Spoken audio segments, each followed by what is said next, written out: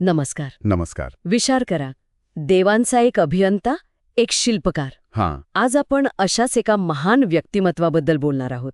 विश्वकर्मा. अगदी. आपल्याकडे माहिती आहे ती रामायण महाभारत पुराणांमधून आणि काही अभ्यासकांच्या कामातून पण, जसं की क्षीरसागर बाळाशास्त्री, सिंग, राव, लाल. बरोबर. तर आज आपण या सगळ्या स्रोतांच्या आधारे विश्वकर्म्याच्या अद्भुत कामाचा, त्याच्या निर्मितीचा अर्थ शोधायचा प्रयत्न करूया. नक्कीच. म्हणजे विश्वकर्मा म्हटलं की फक्त एक कारागीर नाही, नाही. ती एक मोठी संकल्पना आहे.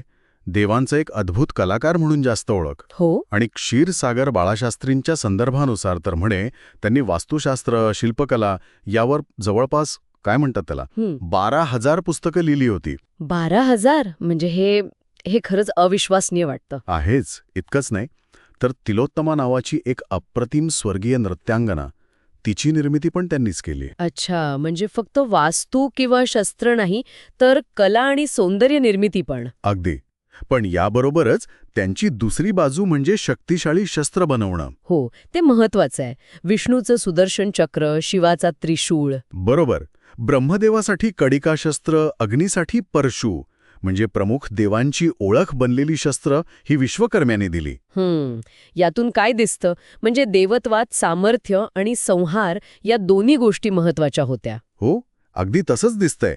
आणि इंद्राचं वज्र, ते तर अजून विशेष. ते कसं? ते दधीची ऋषींच्या अस्थींपासून बनवलं होतं म्हणे. वेदांमध्ये पण त्याचा उल्लेख आहे.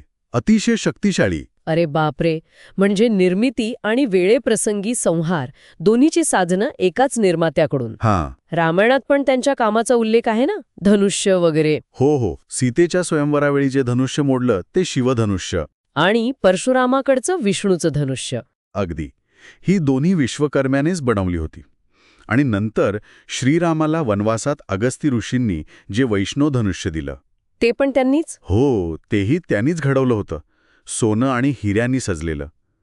इतकंच नाही, मार्कंडेय पुराणात तर देवीला महिषासुराचा वध करण्यासाठी परशु आणि अभेद्य कवच दिल्याचा पण उल्लेख आहे. म्हणजे अक्षरशः वेवांचे चीफ आर्सनल ऑफिसर होते ते.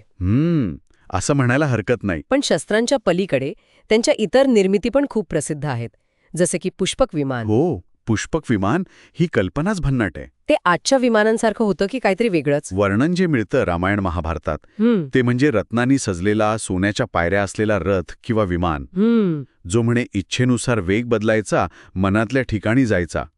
मूळ ब्रह्मदेवासाठी बनवला, मग तो कुबेराला मिळाला. अच्छा, म्हणजे आजच्या विज्ञानापेक्षा खूप वेगळी कल्पना आहे ही. हो, पण यातनं एक प्रश्न येतो की काय प्राचीन भारतात विमानशास्त्राची कल्पना होती? हा विचार करण्यासारखा मुद्दा आहे.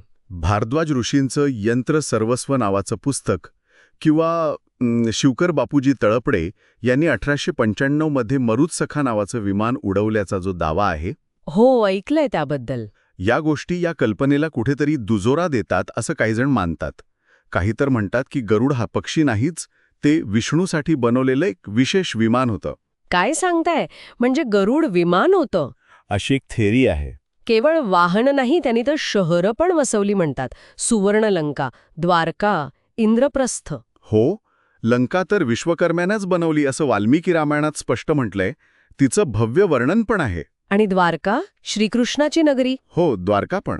तिच्या रचनेचं, खंदक, राजवाडे यांचं वर्णन महाभारतात आहे.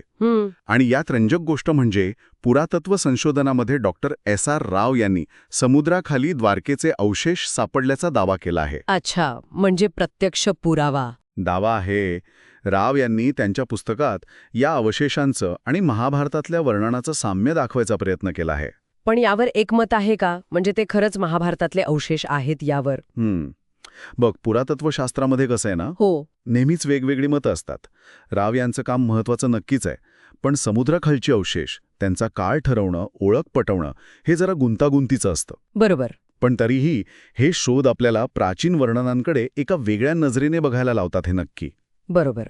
तसंच बीबीलाल यांचं हस्तिनापूरमधील उत्खनन, त्यांनी महापुराच्या खुणांवरून महाभारताचा काळ ठरवण्याचा प्रयत्न केलाय ना. हो, साधारण इसवी पूर्व 800च्या आसपासचा. म्हणजे या सगळ्या कथा आणि हे शोध कुठेतरी जोडले जातात असं वाटतं. शक्यता आहे.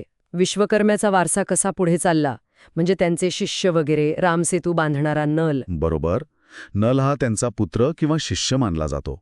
रामायणात तसा उल्लेख आहे की त्याला विश्वकर्म्याकडूनच हे कौशल्य मिळालं होतं. आणि त्या रामसेतूवर पण आता नवीन संशोधन झालंय ना? हो, म्हणजे भूगर्भशास्त्रज्ञ डॉक्टर एस बद्रीनारायण यांनी तर तो मानवनिर्मित असावा अशी शक्यता वर्तवली आहे. काही म्हणतात की तो 1480 सालापर्यंत वापरात होता. खरंच की काय? हे सगळे संदर्भ इतिहासाकडे बघण्याचे वेगवेगळे पैलू उलगडतात. खरंच. म्हणजे या सगळ्या चर्चेतून विश्वकर्म्याचं एक खूप मोठं, बहुआयामी चित्र समोर येतंय. ते फक्त शिल्पकार नव्हते. नाही. ते एक अभियंता, शस्त्रनिर्माता, नगररचनाकार, कदाचित एक मोठे संशोधक पण असावेत. नक्कीच. आणि मग इथेच तो मूळ प्रश्न येतो की ह्या कथा आपल्याला काय सांगतात? काय खरंच प्राचीन भारतात इतकं प्रगत तंत्रज्ञान, इतकी प्रगत अभियांत्रिकी अस्तित्वात होती? की या फक्त कल्पना आहेत? किंवा मग या कथा म्हणजे मानवी कल्पनाशक्ती आणि निर्मिती क्षमतेचं प्रतीक आहेत? आदर्श समाजाच्या निर्मितीची आकांक्षा आहे, ज्या आपल्याला पिढ्यानपिढ्या चकित करत आल्या आहेत. विचार करण्यासारखा प्रश्न आहे खरंच.